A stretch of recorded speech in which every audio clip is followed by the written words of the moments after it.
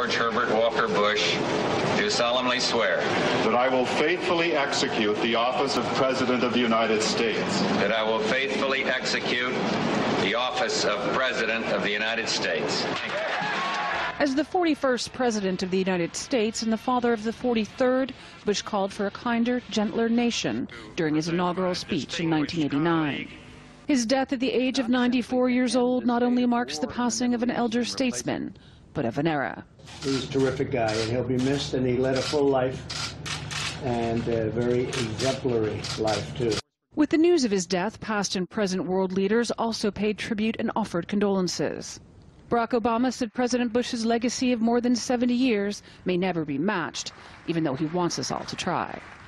Mikhail Gorbachev, the former Soviet Union leader, praised his character and his political abilities and said they worked together to put an end to the Cold War and the nuclear arms race.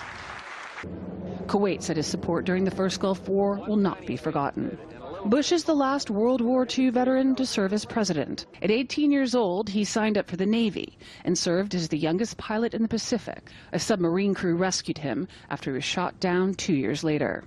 Bush met his future wife Barbara just before he enlisted. Their 73-year marriage would become the longest presidential marriage in U.S. history. I have climbed the highest mountain in the world, but even that cannot hold a candle to being Barbara's husband. George H.W. Bush was born and raised here in Connecticut, where his father served as a Republican U.S. Senator. He came from a wealthy background, but his parents stressed modesty and emphasized public service. He went on to serve in the House of Representatives as the U.S. ambassador to the UN, the director of the CIA, and then as Ronald Reagan's vice president for 2 terms before becoming president himself. So you're the president? Yeah, prove it with my driver's license. Later in life, Bush would often celebrate his birthday by skydiving. Don't just sit around watching TV, talking to it.